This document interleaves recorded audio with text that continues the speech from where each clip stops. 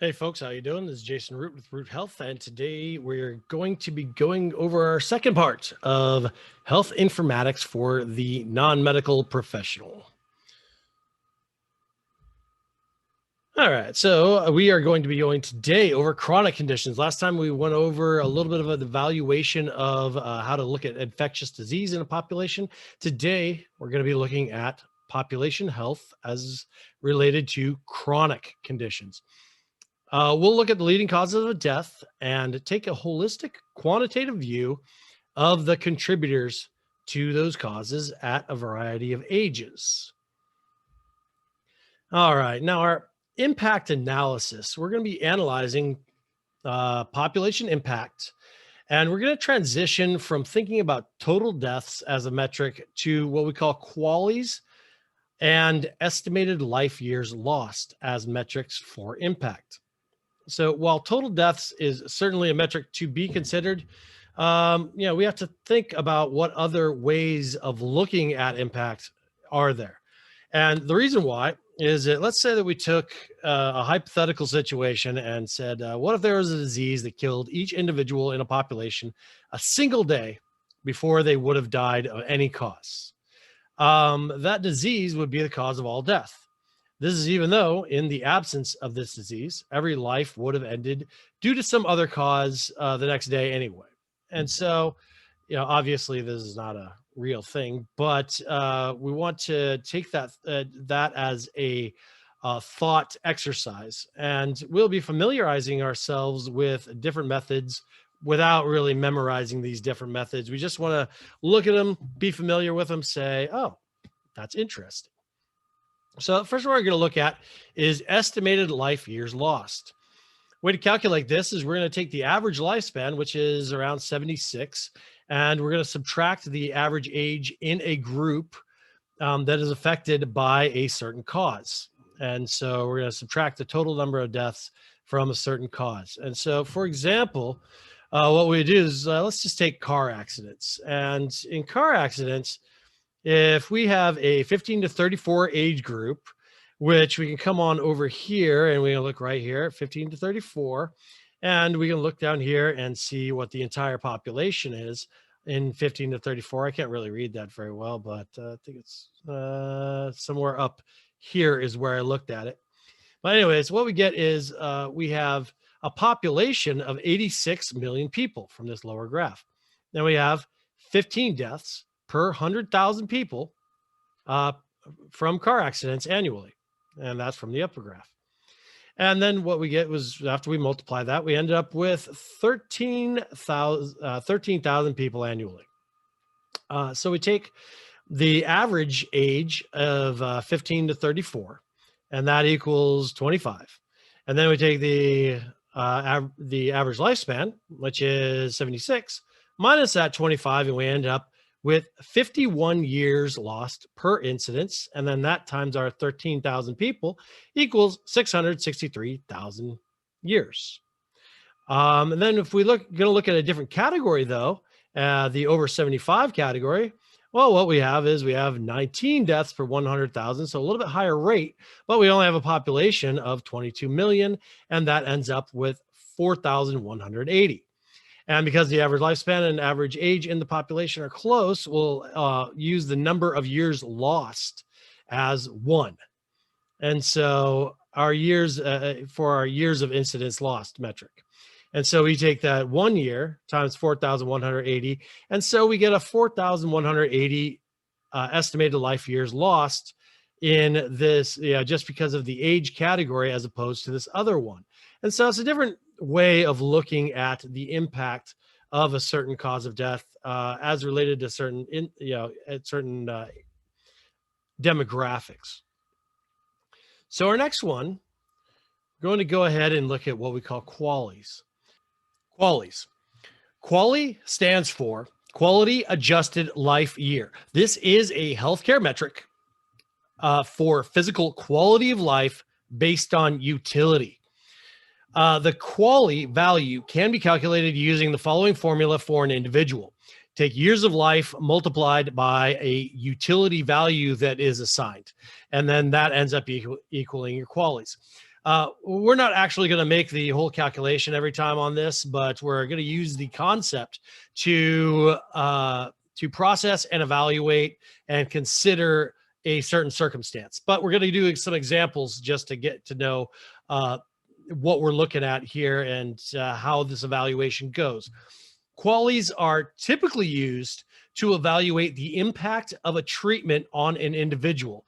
So, a good an example would be like a cancer treatment. So, we would look at the years of life that are expected to be extended from the treatment, but we also look at the degradation of quality of life due to participating in that treatment. And then that equals your quality, and that is used to evaluate whether to do the treatment or not. But here we're going to expand that concept for population health. So, qualies, looking at years of life. So, this is the evaluation of a certain period of one's life. And an example may be the time from the diagnosis of diabetes or some other chronic condition. And this case, as we're talking about chronic conditions, to the time of death or to the time that the person has that chronic condition. And then you can relate that time frame to the reduced quality of life due to that chronic condition. And so this is a little bit separate from, but related to our estimated years of life lost. It's not the exact same thing, but still related. And again, in regards to a treatment, this would refer to the expected years left to live. But in this case, as we're talking about chronic conditions, we're talking about the time that a chronic condition is actually affecting the person. So to evaluate that time period. Then we go to our utility value. Now, the calculation assumes a utility value quality of life between 1 equaling perfect health and 0 equaling dead. So it may be easier to think of this in terms of like a 1 to 10 rather than a 0.1 to 0, or I'm sorry, 0 to 1. And statistics are the reason for the inclusion of a decimal in the evaluation of this.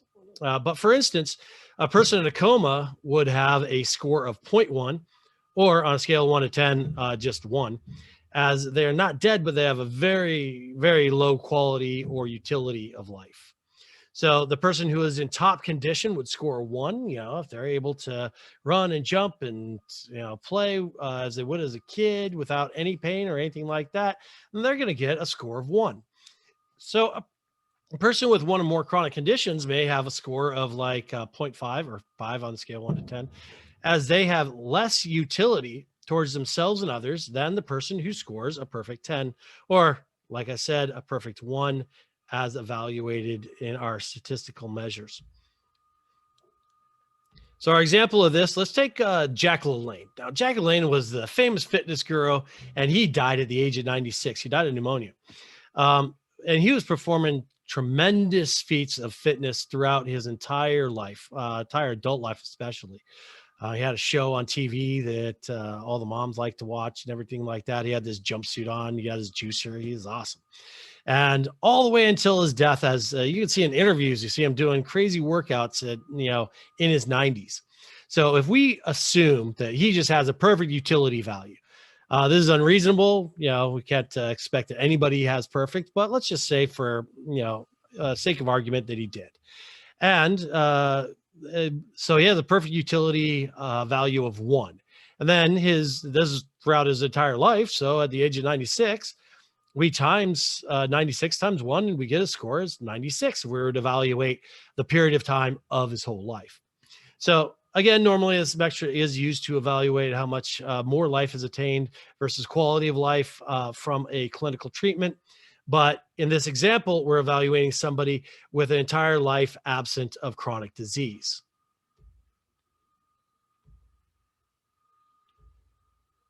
All right. And considering chronic disease. So the table here is from the CDC, and we're looking at the causes of death from the year 2018.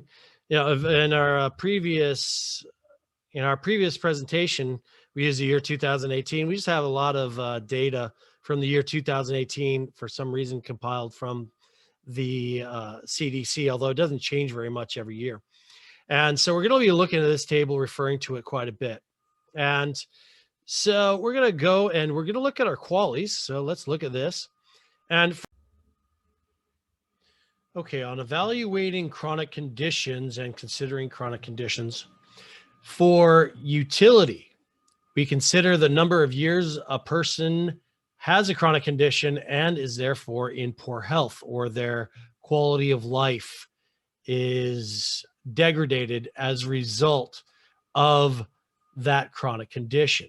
And so the utility would be how much we feel that that quality of life is degraded. And then, of course, the years of life are the number of years that we're considering that versus, considering a healthy person. So let's go ahead and take the example of heart disease. Now we'll see heart disease in the categories or age groups of 25 to 34. It is still one of the major causes of death, as well as 35 to 44 going, and it seems to be creeping up every single time. So we can intuit from that people start to acquire the chronic condition of heart disease at a much younger age. And therefore, it starts to diminish the utility of life or quality of life well before it starts to become a very major cause of death within the population. Now looking at estimated years of life lost related to chronic conditions. So we're going to intuit our estimated years of life lost due to a cause of death by considering that cause of death and how many years are lost due to that using our calculation from earlier. So let's go ahead and say that we go under our 35 to 44 age group here, and we go down to heart disease. We have just around 10,000.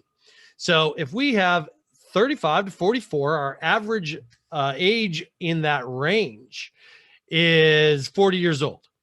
So if we take 40 years old, 76 minus 40 years old is 36.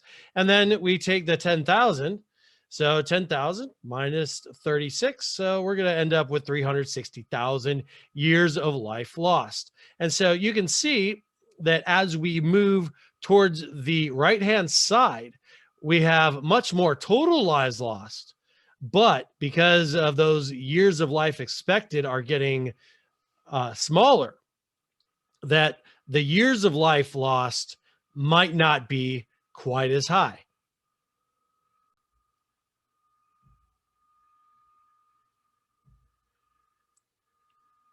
All right, and now we're going to be looking at the root causes of chronic conditions, and we're going to take those causes and we're going to say, okay, well, how do those causes affect these diseases that actually cause death?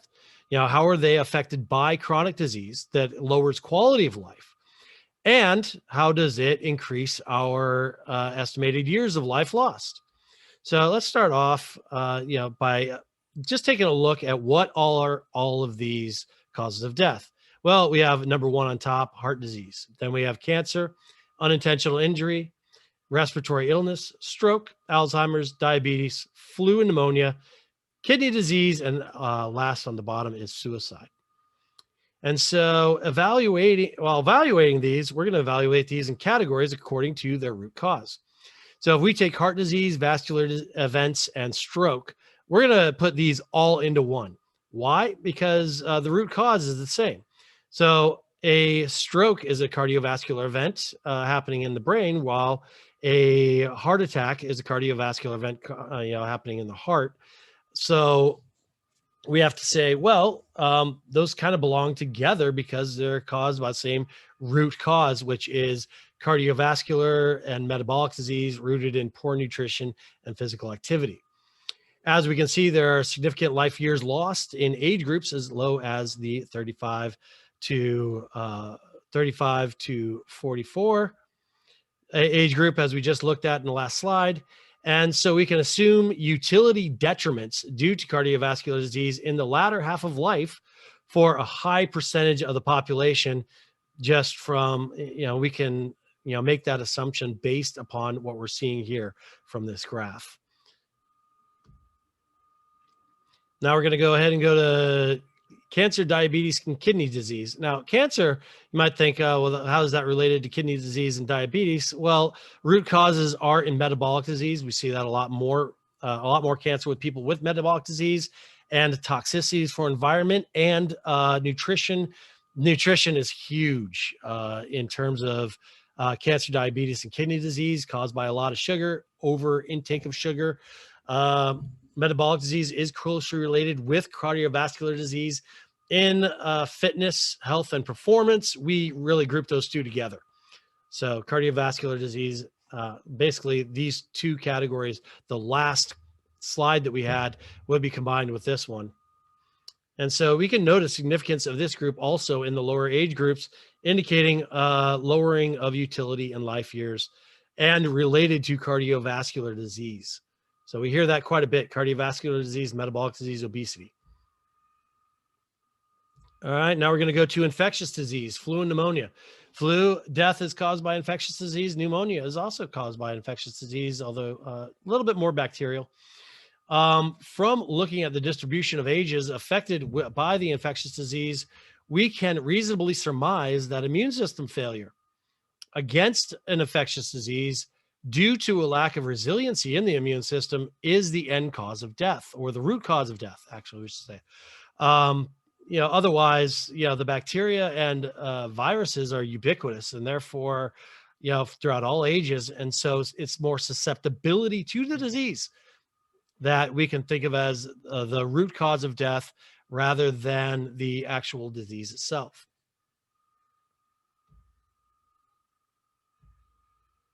And then we have respiratory illness. Now, obviously we're talking about pneumonia. Well, pneumonia is from an infectious agent, and COPD, which is chronic obstructive pulmonary disease, and asthma. They're both chronic conditions. Asthma is more of a, autoimmune dysfunction, and COPD has other causes. But respiratory illness is closely related to cardiovascular and metabolic disease, as the respiratory system and the cardiovascular system are almost continuous. They also have very similar root causes, although in respiratory illnesses, there are other root causes that can be considered outside of those that are underlying cardiovascular disease and metabolic disease. And so two examples, I've had two clients. I had one person that I worked with who was an Olympic athlete. Actually, I worked with her. She wasn't my client specifically, but I worked on the team for her. And she always touted the fact that swimming was what cured her asthma and drove her to get to the Olympic level. I had another buddy of mine, it was actually a buddy of mine. He wasn't actually a client. And I used to mess with him. I called him Darth Vader because of his breathing. Now, I wouldn't do that with most people, so that's not very nice. But it messed with him enough that he finally started doing cardiovascular conditioning with me. And we did it in a prescriptive way that was, nice enough for his COPD. And now the guy went from being afraid to do cardiovascular to now he's, I think he told me the other day, he's running 4 or 5 miles every single day, and doesn't have the the Darth Vader breathing or anything like that. So his symptoms are severely diminished because of that. Again, I wouldn't go with that approach with every client, but this guy was a buddy of mine, so that was okay. Going to Alzheimer's. Alzheimer's and cognitive decline also have ambiguous causes, but vascular, inflammatory, autoimmune factors are holistically causal. And there's tons and tons of papers on that. But that also has a root cause similar to these other chronic conditions, although definitely not a singular root cause. Injury. So injury. All right, injury is very interesting because as we look at our table here, we'll see unintentional injury is very high as a percentage on the list, as a ranking. But in total numbers and total deaths, we see it is still much lower than what we have over here in terms of total deaths for our 65 plus. And we say, well, why is that? Well, the reason why, there we go, is the injury may be a total random event, such as a car accident, or, maybe you go skydiving and your chute doesn't open right or something like that. But it may also be caused by a lack of physical strength, coordination, balance, something of that nature. So a non-fatal injury may occur if you're, 45 years old, you go out and try to play basketball, you haven't played in a long time, and you occur an injury because you go, in a lot more intense than you should. But this concept carries over to something that can be fatal, or it can lead to a diminished utility or quality of life in the elderly due to falls. So whether we get a broken pelvis, broken hip, or other injuries due to a fall, due to osteoporosis, then that can be life ending and severely detrimental to our utility or our quality of life. Now, if that's to occur at a time of life where you fall into these categories on the right. All right, and going into our last category is suicide. So suicide is a singular event, obviously, but it has root causes. So I wanted to draw a correlation to one of our other leading causes of death, and that is heart disease. So I find it interesting that the CDC labels heart disease as causal when really it's that singular event at the end of heart disease that is the cause of death, whether it's the stroke or the heart attack or something like that. And so we can think the same way about suicide. Suicide, the root causes, the chronic condition that underlies a suicide is depression and anxiety. The causes of these afflictions are many and are often ambiguous, but we do know that endocrine imbalances, cardiovascular imbalances, metabolic imbalances are holistically causal. If we look at our table here, we see that the total deaths are the same in all of our categories from our 15 to 24 all the way over to our 65 plus. But of course, the life years are going to be greater losses over on, more towards the left side of our table than the right.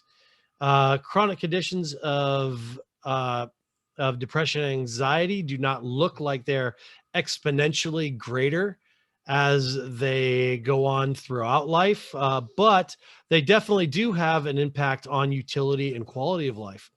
So some of the work from an exercise psychologist, Dan Landers, shows that prescriptive exercise is as useful as a treatment for depression and anxiety as is Prozac or Zoloft towards depression and anxiety.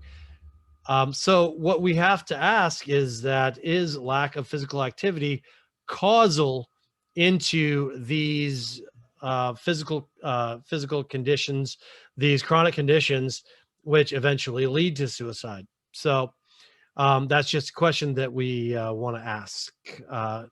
So thank you very much. Thank you for tuning into this presentation, and hopefully you'll join me for the third part, in which we will address through health informatics the interventions that go along with each of these chronic conditions. Thank you.